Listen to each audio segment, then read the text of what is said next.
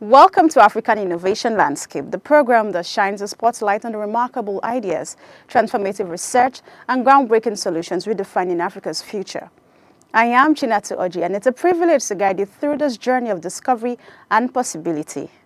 Africa is a continent rich in potential, where science, research, and technology intersect with creativity and resourcefulness. At African Innovation Landscape, we promote the brilliant work of our innovators and scientists while encouraging greenhorns, the aspiring visionaries to tap into the immense opportunities within Africa's thriving innovation ecosystem.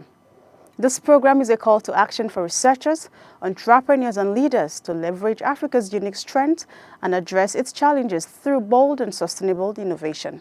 Whether it's harnessing green energy, pioneering advancements in health, or building cutting-edge technology, this is where ideas become solutions and solutions transform lives.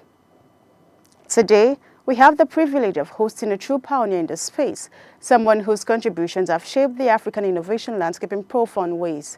His name is Professor Solomon Nwaka. He is the founder and chairman of Idea Television and one of the most influential figures in African science, research, and innovation. His career spans academia, industry, diplomacy, and global development finance. He was the first director for drug discovery and innovation at the Medicines for Malaria venture in Geneva, Switzerland, and later headed various research and development innovation units at the World Health Organization Special Program for Tropical Diseases Research in Geneva. As a visionary leader, he founded the African Network for Drugs and Diagnostic Innovation, ANDI, and served as its executive director at the United Nations in Addis Ababa, Ethiopia. He has also made significant contributions as the director of the Science, Technology and Innovation Department at the Islamic Development Bank, integrating innovation into global development frameworks. Professor Nwaka's academic journey reflects his passion for advancing science globally. He is an alumnus of prestigious institutions including Harvard University, the University of Freiburg in Germany, and the Catholic University of Leuven in Belgium. His groundbreaking research has been published in world-renowned journals such as Nature and PLOS Medicine. Today, he joins us not to discuss his achievements, but to share his invaluable insights into the African innovation landscape. With his vast experience and deep understanding of research, technology, and development, he will help us explore how Africa can harness its potential and address its unique challenges through science and technology. My wonderful viewers, please join me in welcoming Professor Solomon Nwaka to the African innovation landscape. Like I said, welcome back. The program is still African Innovation Landscape, and today I'm joined by Professor Solomon Nwaka, who will be doing justice to how Africa can harness its potentials, ensuring that we address the unique challenges facing innovation in Africa. It's such a pleasure to have you on the program, Prof. Thank you very much. Thank you for coming. By the way, I must comment, the stylist did a thing with your outfit. It looks stunning. Thank you. All right. Thank you. Thank you so much. So let's just dive right in. You've had a remarkable career spanning international organizations, academia. But I'm very curious, what really prompted you to, go into research and innovation? No, thank you very much. As a young boy, I was very close to my dad, who was sick at the time. And I've always thought of, looking for cures, experimentation. I experiment a lot and, finding solutions. But that dream became a reality when I went to study overseas. When I was doing a master's in molecular genetics and biotechnology, I was involved in really some cutting-edge research. After that, I got a scholarship to do a doctorate that took me to the International Center for Genetic Engineering and Biotechnology in Trieste, in Italy. From there, I moved to the University of Freiburg, continued to do research, finished my doctorate, went to Japan to work at the Institute for Biosciences and Human Technology. From there to the United States of America, where I worked at the McKee Cancer Center, actually also doing research. And then moved to the biotech industry, also doing research, had some patents, publication. From there to Geneva. Then I left laboratory research into research management. I was one of the initial directors of the Medicines for Malaria venture, one of the early public-private partnerships to help find cures for neglected diseases like malaria and so forth.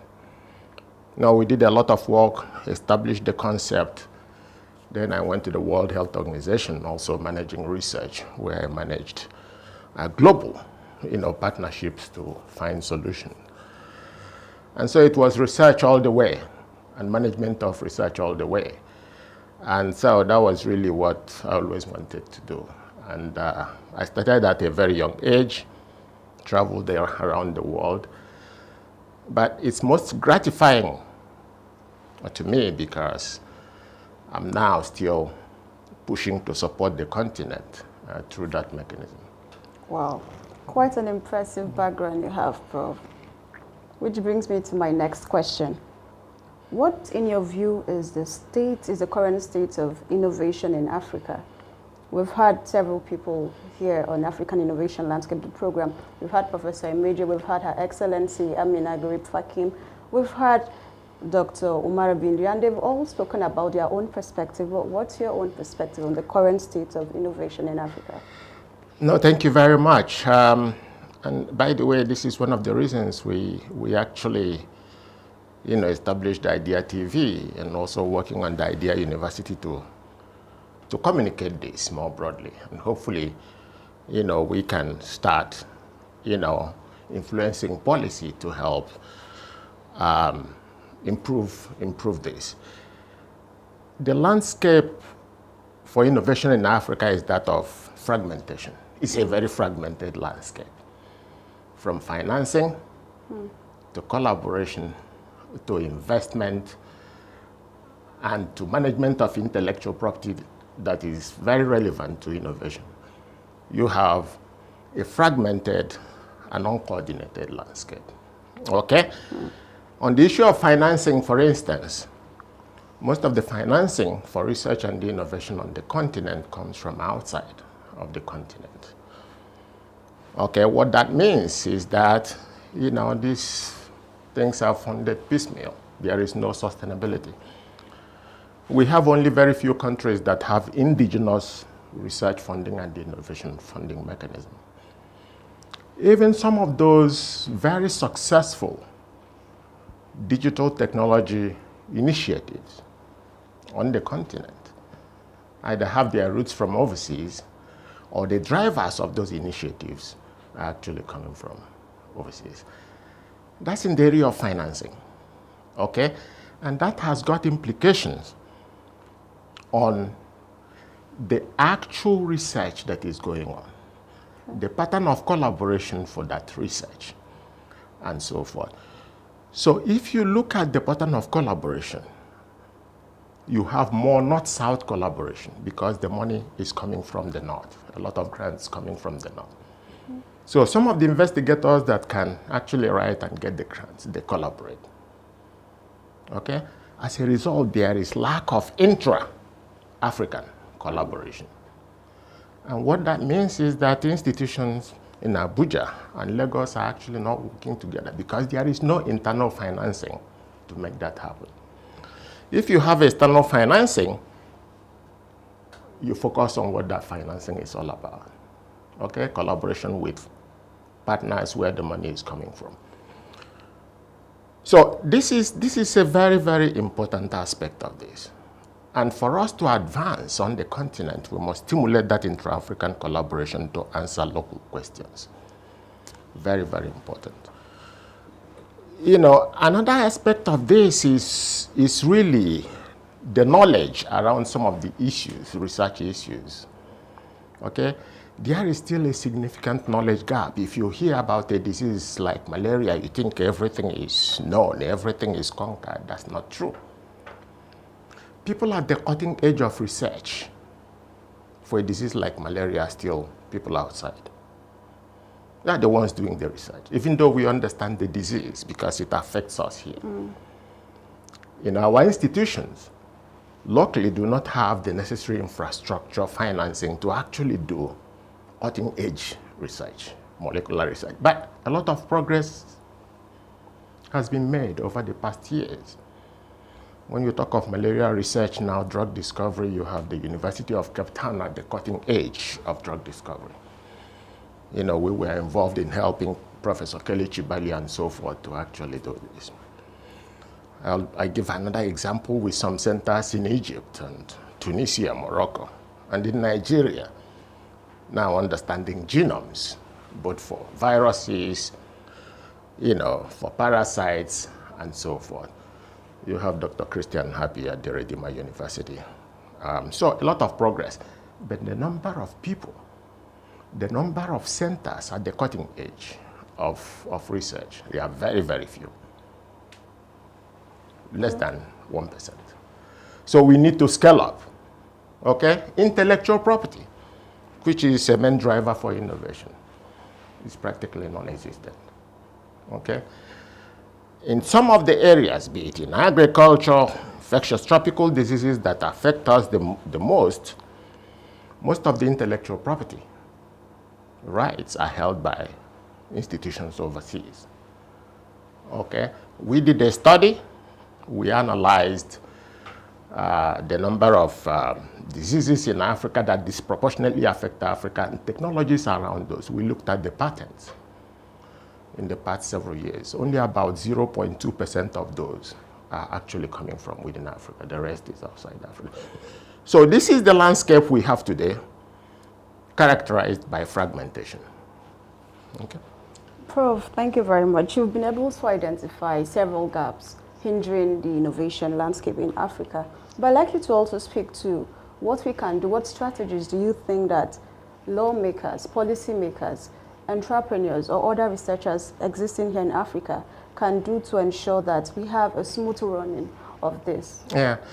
No, thank you very much. And I think that is the challenge, when you are in research, you don't get a quick return on investment. Okay? You have to invest.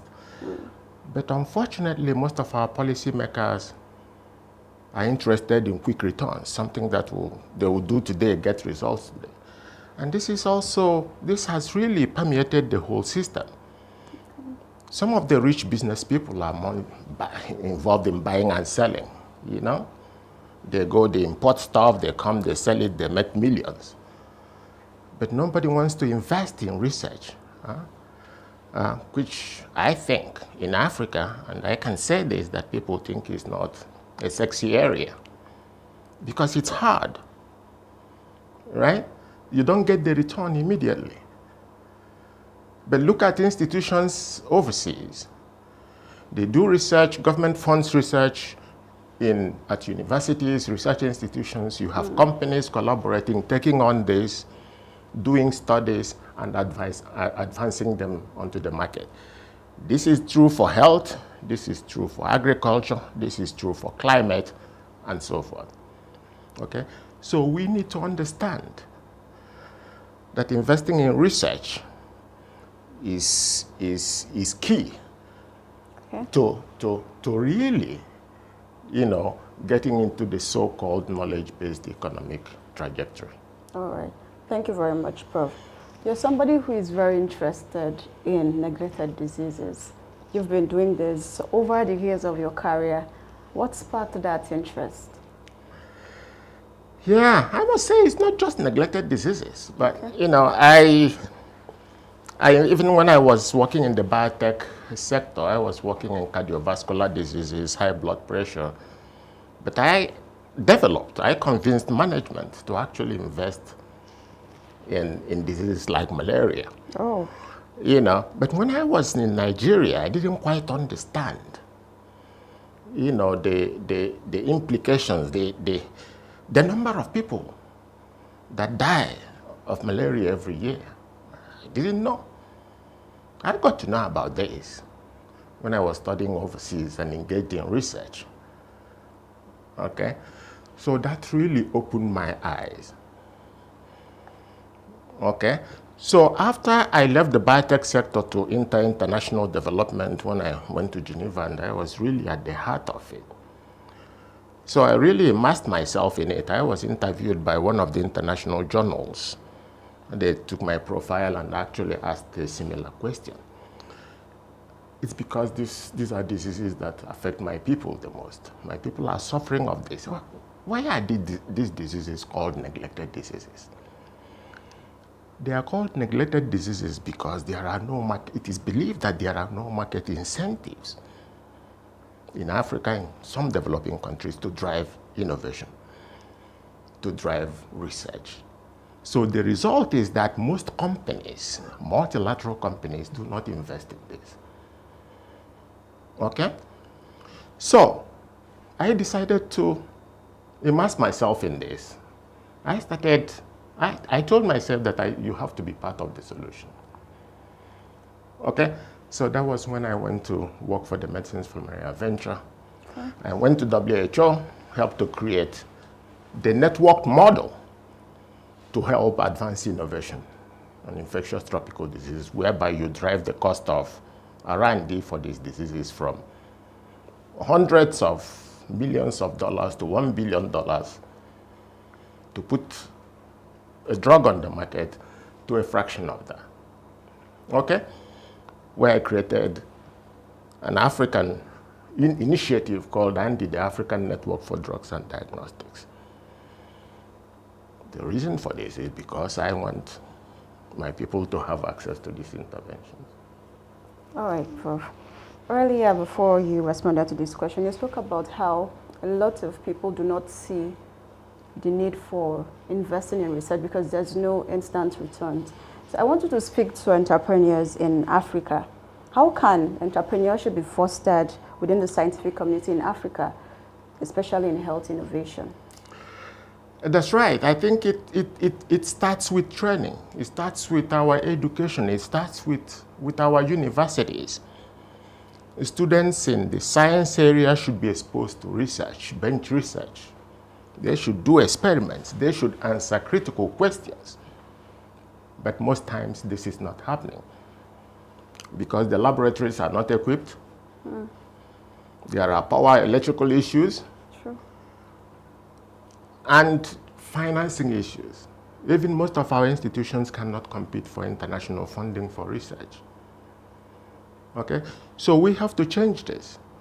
This is why we have established the first innovation television focusing on research, science, technology, education, entrepreneurship. It's not by chance. This is what we have done, for many years now. And we thought that, look, through Idea Television, maybe we can actually reach policymakers, reach the common man on the street, reach young people, so that they can actually begin to understand. Okay? So I think really we have to embrace a new model of education and training that incorporates research, that supports development of companies and so forth. But we have seen some progress.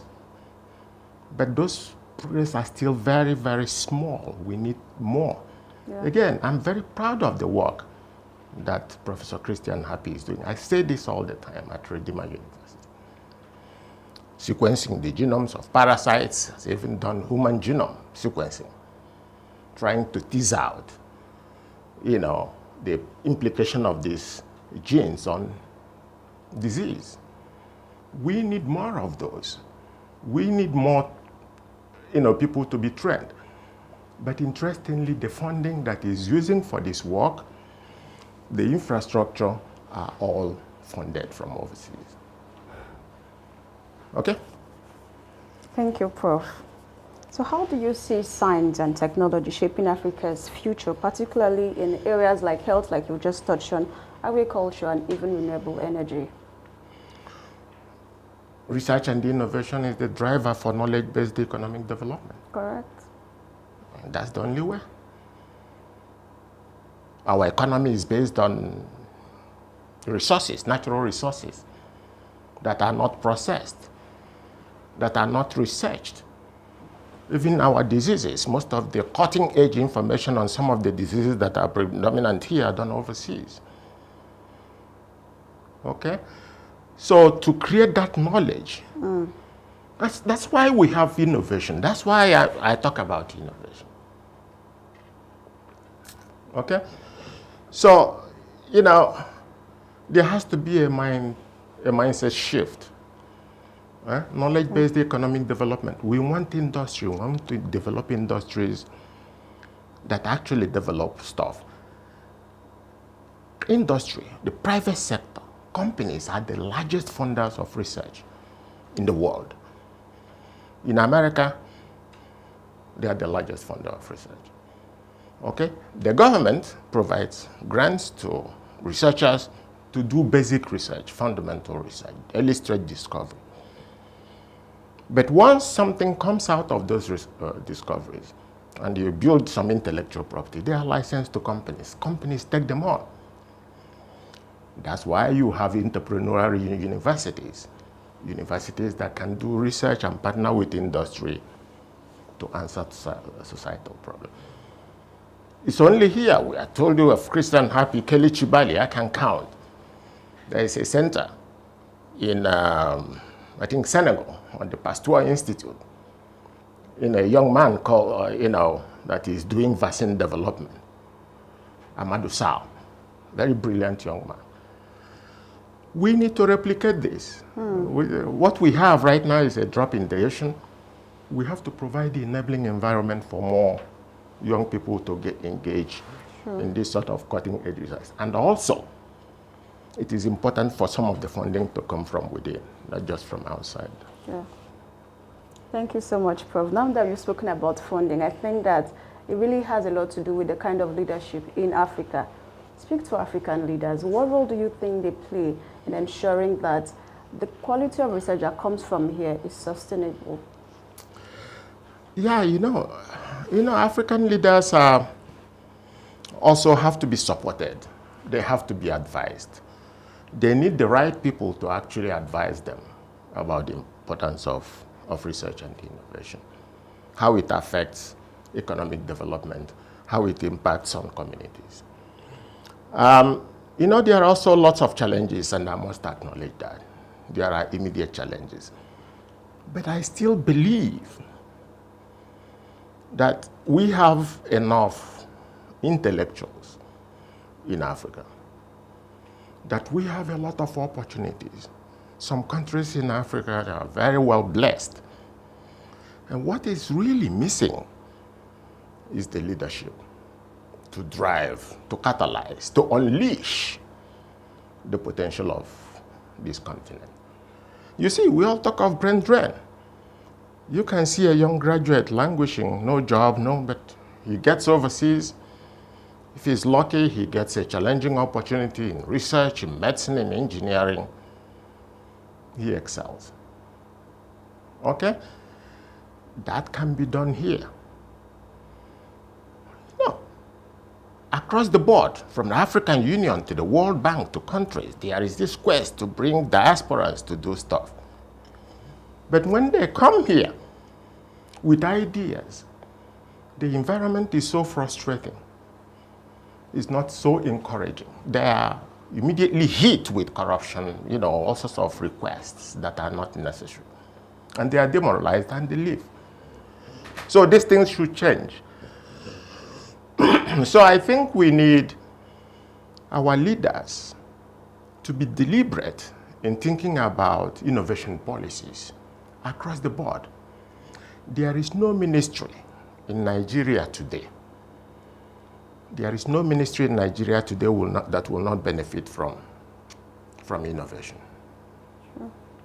There is no ministry today that cannot collaborate with other ministries to share resources, to share human capital, to share finance, to share infrastructure to address the burden of this country. There are huge opportunities, but there is still a lot of fragmentation and a lot of corruption. All right, thank you so much, Prof. I think with that, we'll have to just go on a quick break and we continue the conversation.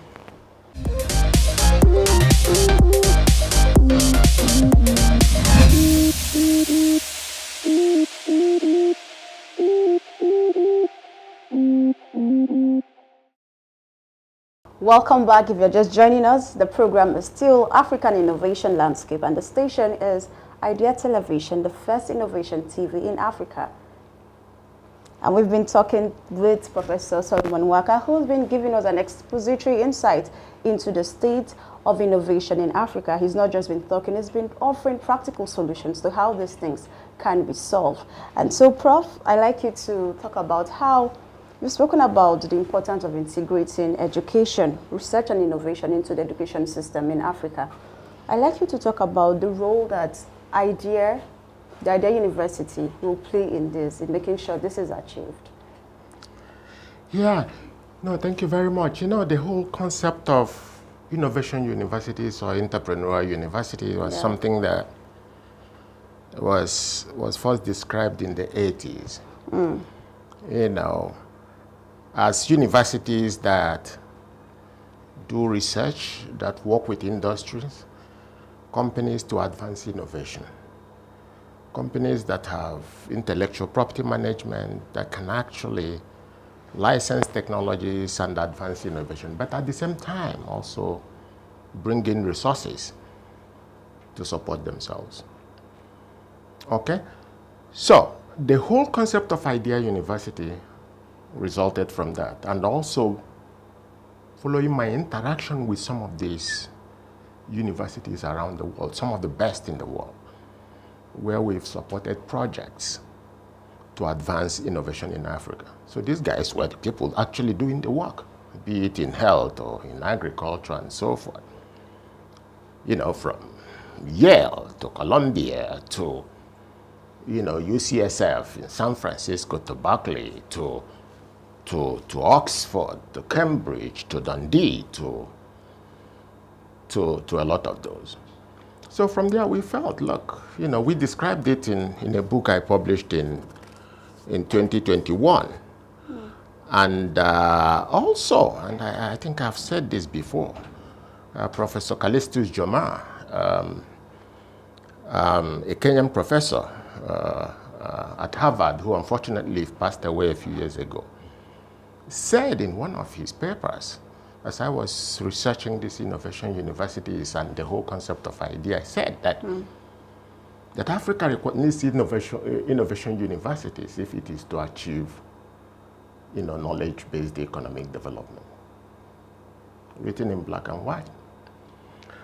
And so, you know, as I did more research, I felt that, look, this is actually what Africa needs.